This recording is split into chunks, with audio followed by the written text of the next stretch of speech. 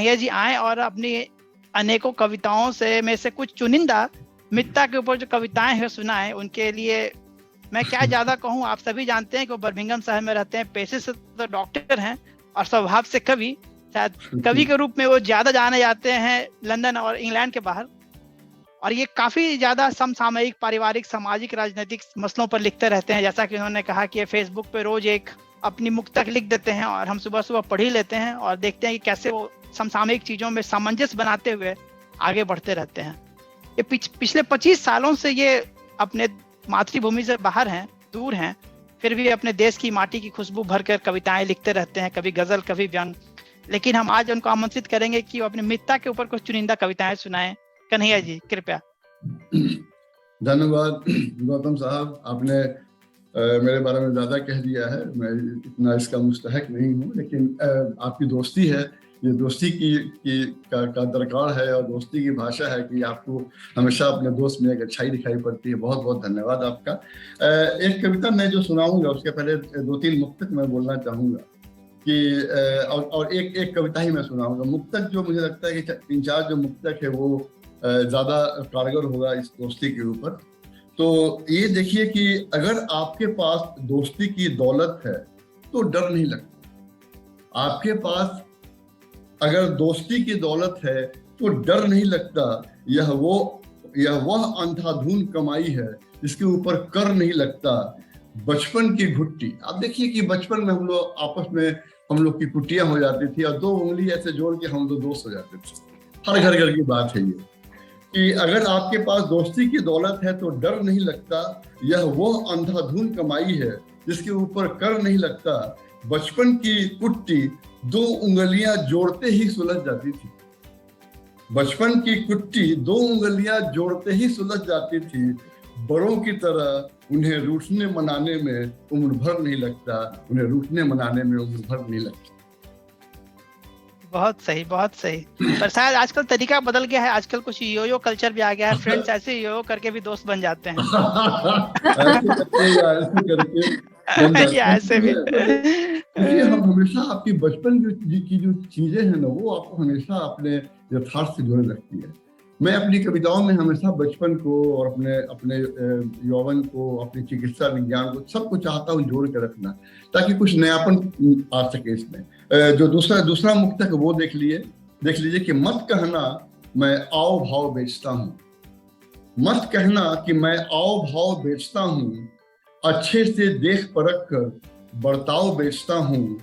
मुझसे दोस्ती का मोल ना पूछ तो भला। मुझसे दोस्ती का मोल ना पूछ तो भला। मैं वो नहीं जो पेड़ों की छांव बेचता हूँ। मैं वो नहीं जो पेड़ों की छांव बेचता हूँ। बहुत खूब, बहुत खूब। मैं वो नहीं जो पेड़ों की छांव बेचता हूँ। और एक और देख लें इसी पर कविता की कि प्यार से बढ़ती नहीं दोस्ती, प्यार से बढ़ती नहीं दोस्ती, चलो डांट लें। बुराई का दौर चला है, बेहतरी छांट लें। चांद का किरदार अब ऐसे निभाएंगे हम। अब देखिए, चांद में दोनों चीज है, दाग भी है और रोशनी भी, शीतल चांदनी भी उसकी है। तो प्यार से बढ़ती नहीं दोस्ती, चलो डांट लें। बुराई का दौर चला है, बेहतरी छांट लें। चांद का किरदार अब ऐसे निभाएं हम। दाग को पास रख लें और दोस्ती बांट दें। और दाग को पास रख लें और रोशनी बांट दें। दाग को पास रख लें और रोशनी बांट दें। बहुत खूब, बहुत खूब। तो मूल मंत्र है कि अच्छाई की तरफ ध्यान देते रहें, चीजें अपने आप सुधरते और अच्छी होते रहेंगे। बिल्कुल।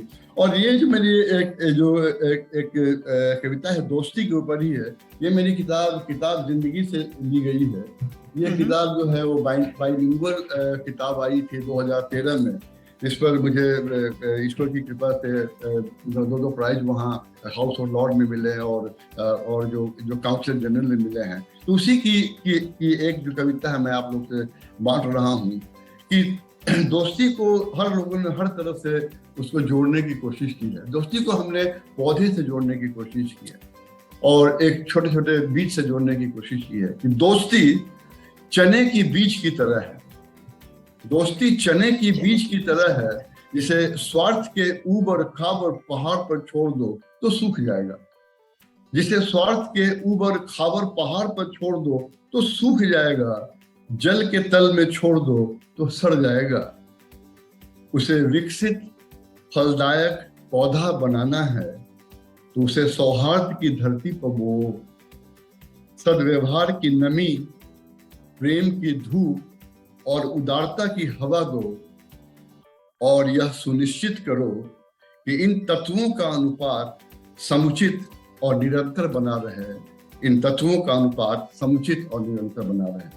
बहुत बहुत धन्यवाद। मुझे लगता है कि मैंने अपनी बातें रख दी हैं। गौतम साहब, आपका बहुत बहुत शुक्रिया। आपने अपनी बातें बहुत ही अच्छे से रखी और बहुत कुछ सीख भी मिली, और हम लोगों को याद दिलाते रहना है खुद को कि भाई दोस्ती निभाने के लिए हर प्रयत्न से गुजरना पड़ता है, तभी दोस्ती का कोई भी रिश्ता निभता है। और दोस्ती तो एक बहुत ही खास रिश्ता है, और इसके लिए हमें कुछ खास उपयोग और खास प्रयोग भी करते रहने चाहिए ताकि उसमें सदा ताजगी और हरियाली बनी रहे।